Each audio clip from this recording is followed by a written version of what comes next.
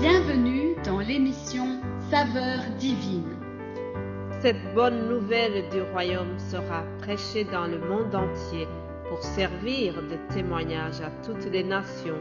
Alors viendra la fin. Ce pain céleste vous est présenté par Immaculée Niraneza.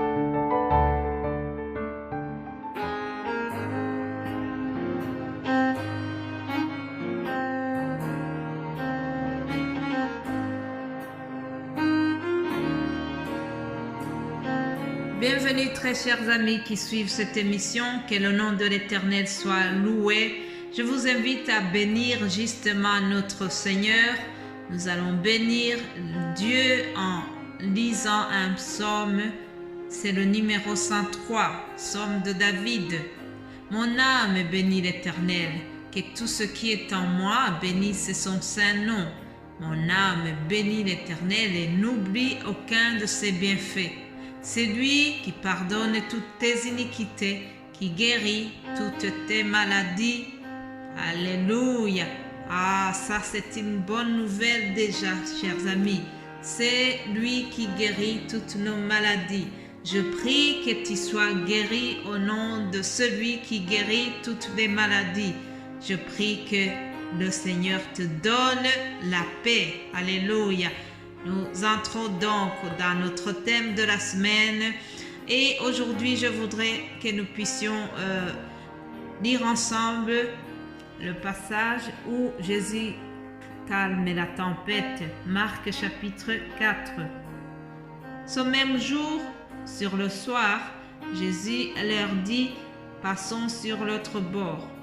Après avoir renvoyé la foule, ils l'amenèrent dans la barque où il se trouvait.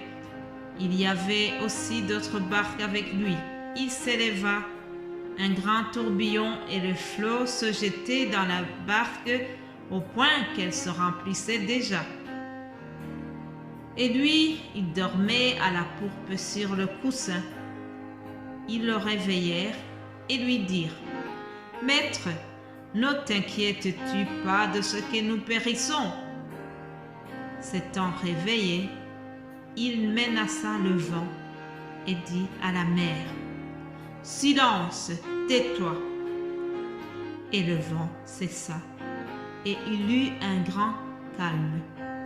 Puis il leur dit « Pourquoi avez-vous si peur? Comment n'avez-vous point de foi ?» Ils furent saisis d'une grande frayeur et ils se dirent les uns aux autres « Quel est donc celui-ci à qui obéissent même le vent et la mer ?» Ça, c'est la question que posent les disciples. Chers amis, nous venons de voir donc un passage où Jésus est très calme pendant qu'il y a une situation d'agitation. Avant d'arriver à ça, en fait, Jésus avait vraiment passé une série d'enseignements sur les principes du royaume de Dieu.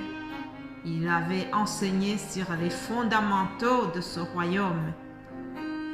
Alors, c'est comme si on va tourner la page, on passe à un autre chapitre. Et alors, Jésus va éprouver la foi des disciples.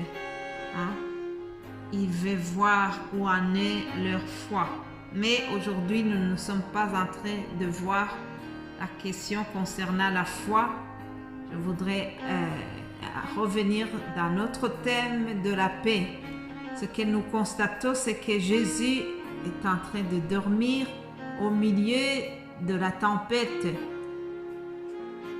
Ceci nous montre déjà que Jésus, lorsqu'il était sur la terre, lorsqu'il a marché sur la terre, il avait l'aspect humain et l'aspect divin. Parce que il avait des émotions comme nous. Il pouvait être fatigué comme nous. Ah oui, chers amis, Jésus avait passé des séances d'enseignement, là où il était toujours entouré par des foules qui venaient de toutes les régions.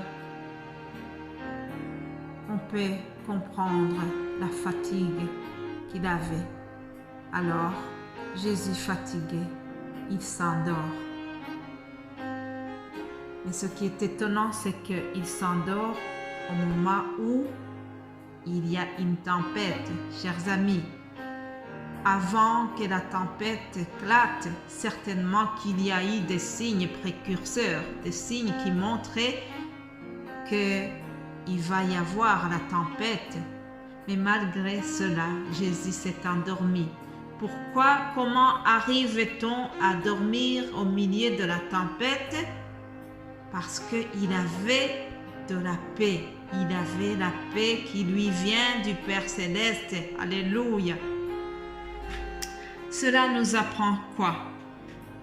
Chers amis, cela nous montre que marcher fidèlement dans les voies du Seigneur, comme faisaient ses disciples, cela ne nous épargne pas de traverser les orages et les tempêtes de la vie. Marcher fidèlement avec le Seigneur, cela ne nous prive pas, cela ne nous retire pas l'expérience amère, cela ne nous empêche pas de rencontrer parfois les dangers. Cependant, nous devons garder la foi, nous devons rester tranquilles, nous devons savoir que Jésus marche toujours avec nous et qu'il est capable de calmer les tempêtes. Lorsque Jésus se réveille, il calme la tempête. Et alors, les disciples sont étonnés. Ils se posent la question, quel est donc celui-ci à qui même le vent et la mer obéissent?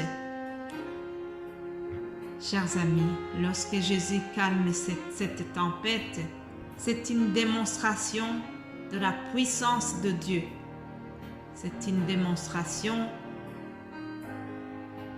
comme quoi, lorsqu'on est avec le Seigneur, lorsqu'on est avec Dieu, nous sommes rassurés.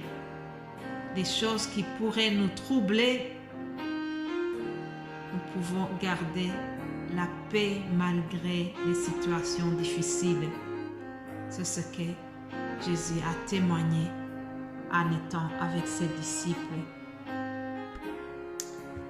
Bien-aimés de Dieu, en lisant ce passage, je voudrais encore une fois que nous puissions nous encourager les uns les autres. Peut-être que tu traverses une situation de tempête, mais garde la paix.